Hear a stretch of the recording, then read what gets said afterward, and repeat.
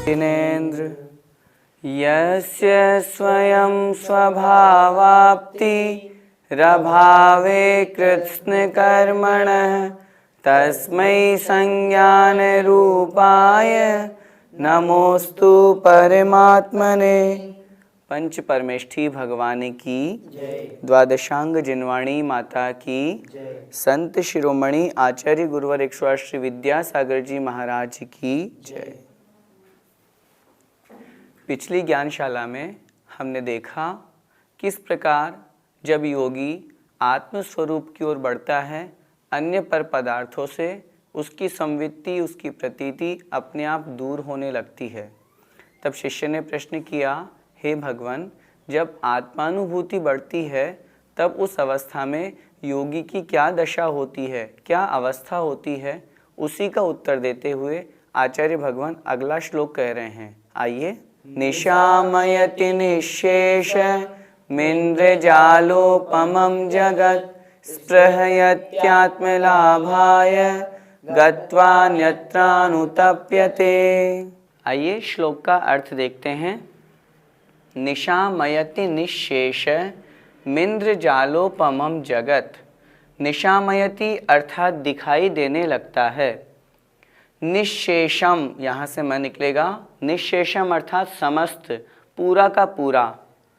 इंद्रजाल उपमम, इंद्रजाल के समान। क्या? जगत अर्थात संसार।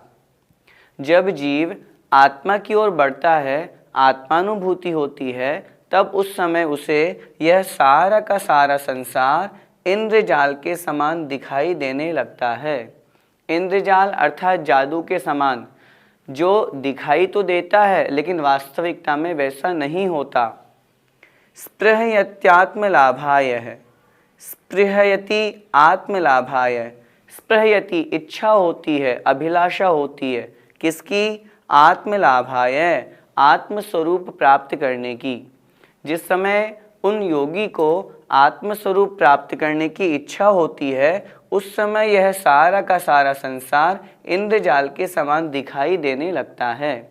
और फिर गत्वा अन्यत्रानुतप्यते, गत्वा अन्यत्र अनुतप्यते। यदि उनका मन कहीं दूसरी जगह गत्वा चला जाता है, अन्यत्र अर्थात दूसरे स्थान पर, उस आत्मस्वरूप को छोड़ करके, शुद्धोपयोग से हट करके यदि उन योगी का मन अन्य स्थान पर चला जाता है तो वहाँ जाने पर अनुतप्यते, वे व्याकुल हो उठते हैं, दुखी हो जाते हैं, परेशान हो जाते हैं।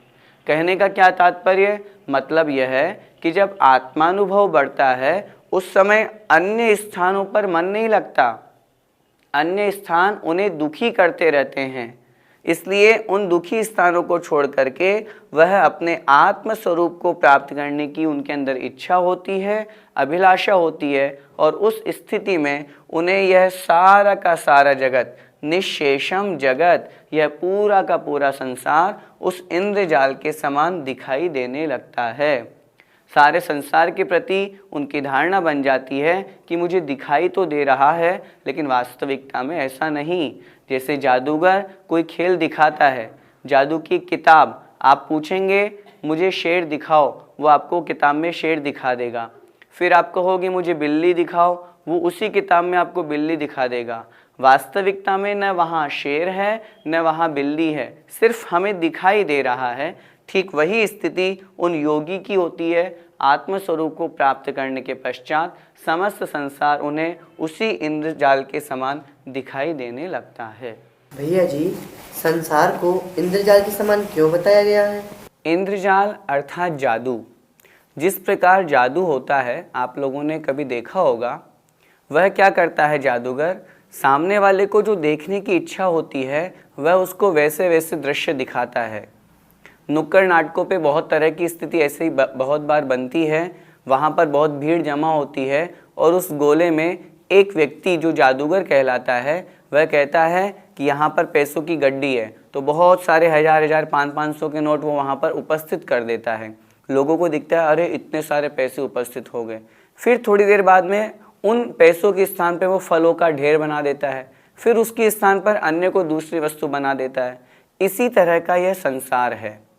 वास्तविकता में वह जादूगर उन पैसों को प्राप्त करके खुश हो रहा है क्या?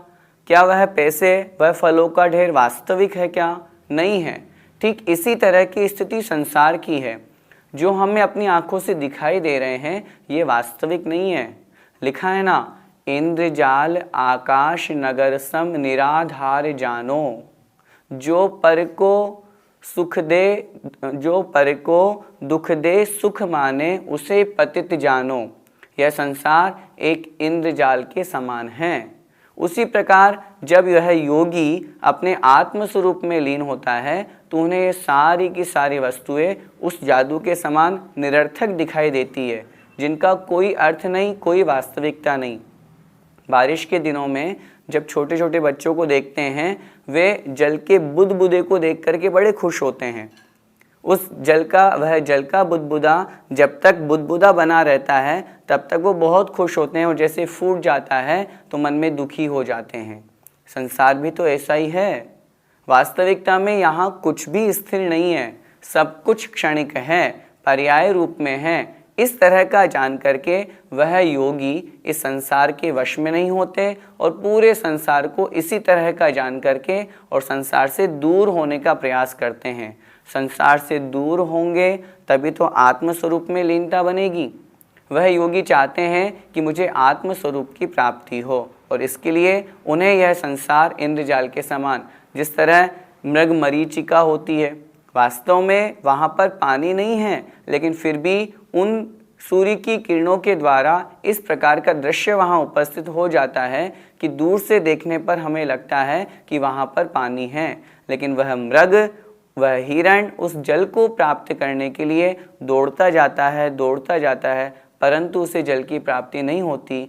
उसी प्रकार संसार होता है। उसी प्रकार यह संसार के पंचेंद्रिय विषय भोग होते हैं, जो हम सोचते हैं, विचार करते हैं कि हमें सुख दे देंगे, लेकिन वास्तविकता में सुख प्राप्त नहीं हो पाता, और यही स्थिति उन योगी की बन जाती है। भैया जी, ऐसे साधुओं का हमें कौन सा उपयोग मानना चाहिए? उपयोग 3 प्रकार का होता है: अशुभोपयोग, शुभोपयोग और शुद्धोपयोग। तीव्र कषाय रूप परिणाम होना, पंचेंद्र के विषय रूप परिणाम होना, यह अशुभोपयोग है। मंद कषाय रूप परिणाम होना, यह शुभोपयोग है, और कषाय रहित परिणाम होना, यह शुद्धोपयोग है। आप बात कर रहे हैं ऐसे साधुओं की जो आत्म स्वरूप में लीन हैं, उस समय उनके शुद्धोपयोग होगा। जैसे ही वह शुद्धोपयोग से च्युत हुए, निश्चित रूप से वो शुभोपयोग को प्राप्त होंगे। लेकिन शुभोपयोग में भी उनका मन बड़ा विकल्पित होता है।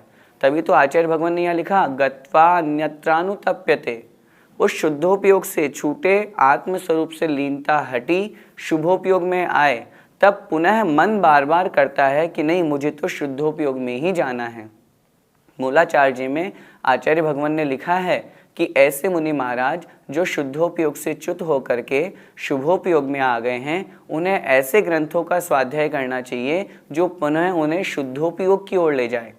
शुद्धोपयोगी आत्म में लीन जो साधु महाराज होते हैं, उस समय वह आत्म स्वरूप में तल्लीन हो जाते हैं, और क्वचित कदाचित यदि पुनः वह गिर कर के शुभोपयोग में आ जाते हैं तो पुनः उनकी भावना बनी रहती है कि मैं शुद्धोपयोग को प्राप्त हूँ। इस प्रकार आत्म ध्यान में तल्लीन साधुओं को उस समय, जिस समय आत्म ध्यान में तल्लीन हैं, उनके शुद्धोपयोग जानना चाहिए, और जब वो वहाँ से च्युत होकर के अन्य जो 28 मूल गुणों का पालन है, चारित्र का पालन है, प्रतिक्रमण, प्रत्याख्यान, सामायिक आदि है, उस समय उनके शुभोपयोग जानना चाहिए। भैया जी, योगी उपयोग के अन्यत्र जाने पर दुखी क्यों होता है?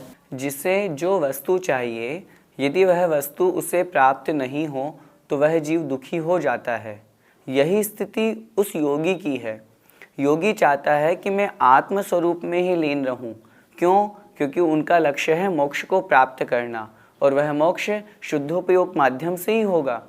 तो वह योगी यही चाहता है कि मेरा मन, मेरी आत्मा हमेशा शुद्धोपयोग में ही लीन रहे, मैं हमेशा आत्म स्वरूप में लीन रहूं।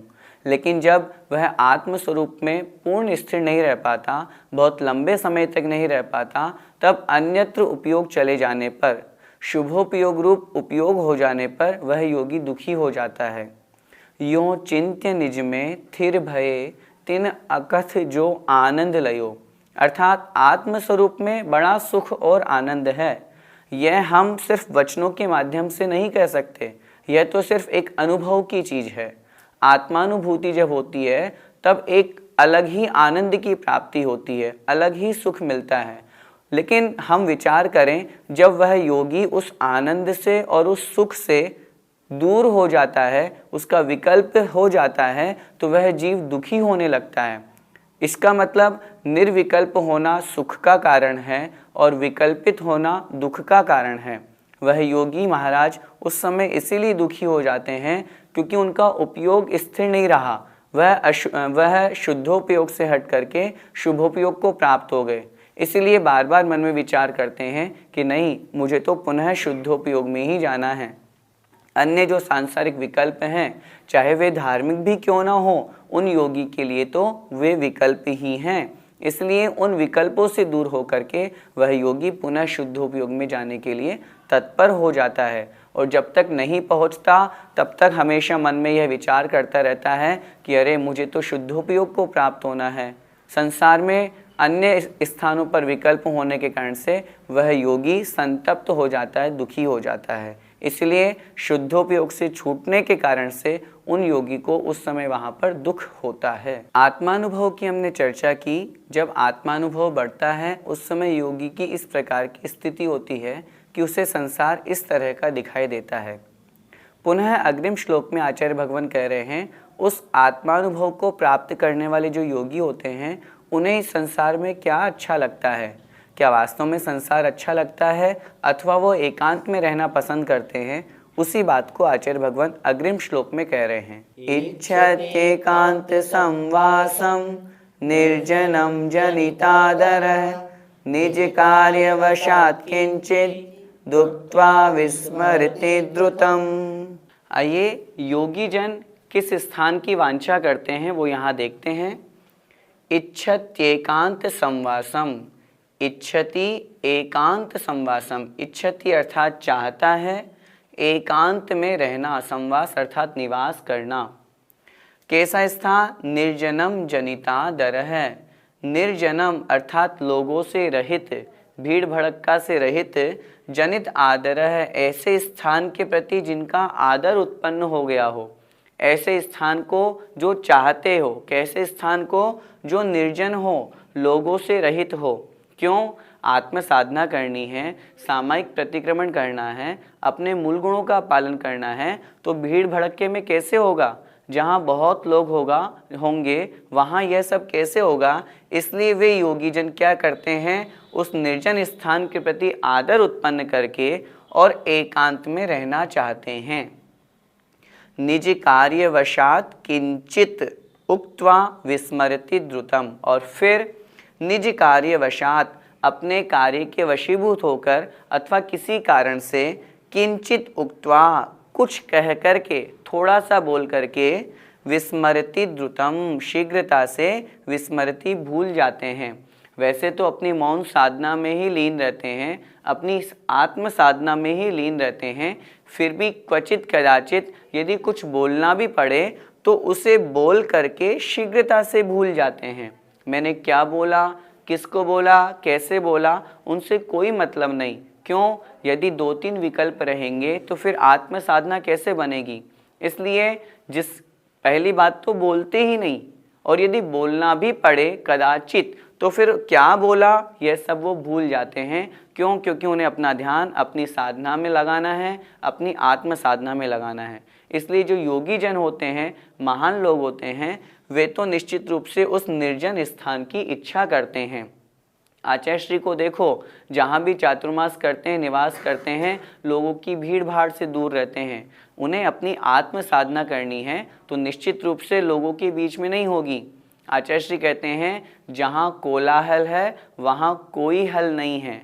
आत्मा को पवित्र करना है, शुद्धोपयोग में लीन होना है, तो निर्जनम जनिता दरः है, अर्थात ऐसे स्थान का हमें आदर करना है, ऐसे स्थान पर निवास करना है जहाँ भीड़ भाड़ ना हो। इसलिए उस एकांत स्थान को वह योगी चाहता है ताकि उस एकांत स्थान पर रह करके अच्छी प्रकार से आत्म साधना की जा सके। भैया जी, योगी को एकांत में रहना क्यों पसंद होता है? आपने योगी की बात की है, तो योगी को तो एकांत स्थान ही पसंद होता है। क्यों? क्योंकि उन्हें योग साधना करनी है, आत्म साधना करनी है, आत्मा का कल्याण करना है। लोगों के बीच में रह करके आत्मा का कल्याण नहीं हो सकता। ज्ञानार्णव में आचार्य शुभचंद्र स्वामी महाराज ने लिखा है, यदि कोई मुनि महाराज अपनी आत्म साधना करना चाहे तो वह लोगों से दूर रहे, एकांत स्थान में निवास करे। यही बात आचार्य पूज्यपाद स्वामी महाराज इस कारिका में कह रहे हैं। जो योगी होते हैं वो उस निर्जन स्थान को पसंद करते हैं। कुछ लोग सोचते हैं कि यदि लोगों के बीच में रहेंगे तो वहाँ ज़्यादा प्रभावना होगी, लोगों का कल्याण होगा। लेकिन चूंकि हम जो बात कर रहे हैं वह आत्म साधना और आत्म कल्याण की बात कर रहे हैं। हमने पहले भी सुना है कि जो आचार्य कुंद कुंद स्वामी महाराज हैं, उन्होंने स्वयं लिखा है कि पहले अपने स्वयं का कल्याण करो, उसके पश्चात फिर दूसरे के कल्याण की भावना रखो। दूसरों का कल्याण, दूसरों का उपकार बाद में भी हो जाएगा, पहले हमें अपने कल्याण की भावना रखनी चाहिए। तो जो योगी जन होते हैं, जो मुनि महाराज शुद्धोपयोग में लीन होना चाहते हैं, वे तो उस कोलाहल से, उन भीड़ भड़कों से, उस शोरगुल से दूर ही रहेंगे। हम खुद मन में विचार करें, यदि हमारे ऊपर किसी प्रकार का कोई तनाव होता है, डॉक्टर के पास में जाते हैं, डॉक्टर कहते हैं इनको एकांतवास दीजिए, इनको अलग से रहने दीजिए, कोई व्यक्ति इनसे भी मिलने आए तो इनसे मिलने मत दीजिए। कहने का तात्पर्य, लौकिक व्यवहार में भी हम देखते हैं, एक सामान्य पेशेंट को भी जब लोगों से दूर रखा जाता है तो उसे सुख और शांति का अनुभव होता है। क्यों? जितने लोग आएंगे उतने सवाल होंगे, हाँ भैया कैसे हो, क्या हो गया था, क्या नहीं हुआ था, उसका उत्तर देने में ही वो उस व्यक्ति का दिमाग खराब हो जाएगा। इसीलिए डॉक्टर्स उसको एकांतवास की प्रेरणा देते हैं। उस एकांतवास से उस रोगी को कुछ शांति का अनुभव होता है। जब एक सामान्य से रोगी को किंचित समय के लिए एकांतवास से शांति का अनुभव हो सकता है, तो हम मन में विचार करें, उन योगी को एकांतवास से आत्मानुभव की शांति का और सुख का अनुभव क्यों नहीं हो सकता। और उसी आत्मानुभव के सुख को प्राप्त करने के लिए वे योगी उस शोर से, उस भीड़ भड़कों से, उस आवाज़ से दूर रह करके एकांत स्थान में निवास करते हैं। पहले के समय में तो मुनि महाराज जंगलों में निवास करते थे ताकि किसी से कोई डिस्टरबेंस नहीं। वर्तमान युग ऐसा नहीं है, लेकिन फिर भी ऐसे क्षेत्रों पे जाकर के रहना जहाँ पर लोगों का आना जाना कम हो, अपनी आत्म साधना और अधिक अच्छे तरीके से जहाँ बढ़ा सकते हो, उस स्थान पर निवास करना, यही एकांत संवास कहलाता है। भैया जी, अगर मुनि महाराज निर्जन स्थान में रहेंगे तो फिर समाज का कल्याण कैसे होगा? योगी अथवा कोई जीव मुनि बने हैं तो क्या वे समाज कल्याण के लिए बने हैं अथवा आत्म कल्याण के लिए? पहले तो हमें इस बात पर विचार करना चाहिए। निश्चित रूप से हमें उत्तर मिलेगा, वह आत्म कल्याण के लिए मुनि बने हैं। जब आत्म कल्याण कर लें, उसके पश्चात फिर समाज कल्याण और जीवों के कल्याण की भावना रखें। हम स्वयं मन में विचार करें, यदि वे योगी यदि समाज के बीच में रहेंगे या लोगों के बीच में रहेंगे तो फिर आत्म साधना कैसे कर पाएंगे? लोगों का काम है दर्शन करना, लोगों का काम है उन मुनि महाराज से बात करना, अपनी समस्या को सुलझाना। वे मुनि महाराज उसी कार्य में लग जाएंगे तो फिर अपनी आत्म साधना कैसे करेंगे? सामायिक करना है, लोगों की भीड़ लगी है, हमें महाराज के दर्शन करना है। अब मुनि महाराज के सामायिक का काल हो रहा है, ठीक है, लोगों को बंद भी कर दिया कि ठीक है अभी महाराज जी का सामायिक का समय है, फिर भी शोरगुल तो होता रहता है। इसलिए वे योगी जन उस निर्जन स्थान को चाहते हैं ताकि लोगों की भीड़ से कम होकर के वे अपनी आत्म साधना करें। देखो ना, तीर्थंकर भगवान अथवा चतुर्थ काल की जब हम बात करते हैं, उस समय तो वो निश्चित रूप से सिर्फ अकेले ही निर्जन स्थान पर जंगल में ही निवास करते थे। परंतु वर्तमान में युग वैसा नहीं है, तो भी वो ऐसे स्थान को ढूंढते हैं जहाँ पर लोगों का आना जाना कम हो, लोग नहीं आए, ताकि उनकी साधना अच्छी हो सके। इसलिए आत्म साधना अच्छी होगी तो लोगों का कल्याण स्वयमेव हो जाएगा। आचार्यों ने शास्त्रों में लिखा, जब हम रिद्धियों को पढ़ते हैं, तपस्या के प्रभाव से वे रिद्धियाँ प्रकट हो जाती है और उन मुनि महाराज के दर्शन करने मात्र से हमारी अशांति, हमारे दुख दर्द स्वयमेव दूर हो जाते हैं। तो वही साधना यदि वर्तमान में मुनि महाराज करें तो हमें उनसे चर्चा करना, या उनके चरण स्पर्श करके ही सुख और आनंद की प्राप्ति हो, ऐसा आवश्यक नहीं। हम उनके दर्शन मात्र कर लेंगे, उतने में ही हमारी वंदना स्वीकार कर ली जाएगी। इसलिए वे मुनि महाराज अपनी आत्म साधना करने के लिए लोगों से दूर रहना पसंद करते हैं। भैया जी, वे मुनिराज कहकर जल्दी क्यों भूल जाते हैं? कोई भी बात किसी श्रावक ने या किसी व्यक्ति ने कही, यदि वे मुनि महाराज उसे याद रखेंगे तो उनके कषाय उत्पन्न होगी। फॉर एग्जाम्पल, उन मुनि महाराज ने किसी से कहा कि मेरे लिए जरा चौकी ला दो। वह व्यक्ति, वह श्रावक चौकी नहीं ला पाया। 1 घंटे बाद आया, पुनः उन मुनि महाराज ने पूछा तुम चौकी क्यों नहीं लेकर के आए? इसका मतलब 1 घंटे तक वे मुनि महाराज यही सोचते रहे कि मेरे पास अभी तक चौकी क्यों नहीं आई।